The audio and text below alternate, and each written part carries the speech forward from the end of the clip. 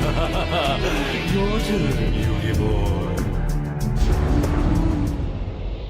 What is up, guys? This is AlintheaYoh coming up to the card discussion today about a brand new boss monster, or generic boss monster, kinda, that's coming out in the Raging Tempest. And wow, this card is pretty interesting. So it is Tierra, God of Rebirth. It is a level 11 light fiend effect monster with 3,400 attack and 3,600 defense, and its effect reads as follows. Cannot be normal summon / set. Must be special summoned from your hand by shuffling 10 other cards with different names from your hand and or field into the main deck or extra deck, and cannot be special summoned by any other ways. This card's special summon cannot be negated. If this card is special summoned, shuffle all other cards from both players' hands, fields, and graveyards, and all face-up pendulum monsters in both players' extra deck into the deck. Cards and effects cannot be activated in response to this card's activation. So there is a big reset button in this effect, because you shuffle everything apart from itself back into the deck. Absolutely everything. Your opponent has no graveyard, no hands, no field, no face-up extra deck pendulums, no pendulums, nothing.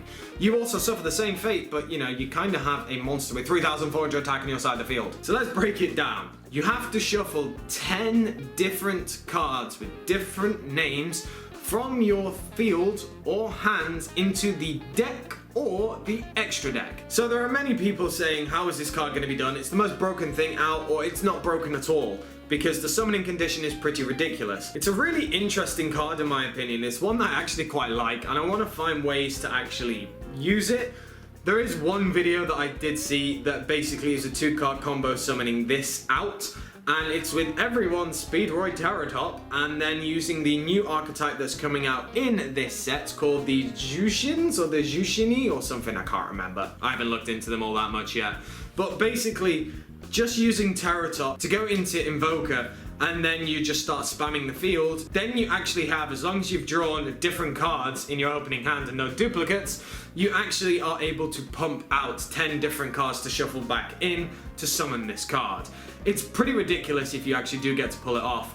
If you do pull it off, then you win. You should win, no doubt. The only time you won't win is if you're attacking your opponent from full life and then they top deck like a Regeki or a Dark Hole or something to get rid of it. Then you're in trouble, but you should be really winning the game if you have this card on the board and you successfully summon it. I kind of like cards like this. They have a ridiculous summoning condition, but they are pretty much really powerful.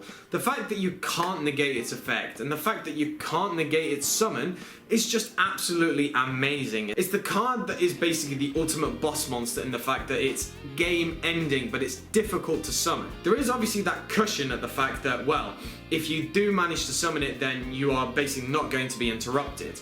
In previous times when big boss monsters were around, they wouldn't have this built-in protection. For example, Venomarga. Venomarga's a great card, but it can be Solemn Warning, for example. So there are ways to stop it. But this is just basically, I'm going to summon this, and you better have a response next turn if I don't kill you now. It is good that obviously it shuffles all of your cards back into the deck, because if it meant you just shuffled your opponent's cards, then it would be ridiculously broken, because it would simply be OTKs everywhere. It'd be incredible if you did have cards left after that 10-card shuffle back, but you would still have your graveyard to play with. I really like this card. I think it's really interesting. It goes with the lore of Sophia and all of these different goddesses. It's pretty decent. This is probably the best one out of all of them, and it's arguably easier to summon than Sophia, but then again, it's a bit random. It's down to subjection. So overall, the card's pretty decent. Is it going to be used? Probably not, unless you go for these really gimmicky things.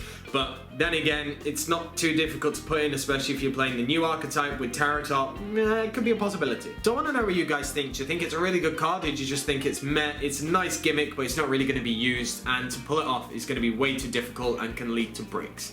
So that said, let me know down in the comment section below. Make sure to give me a like, comment, subscribe, and I should catch you guys later.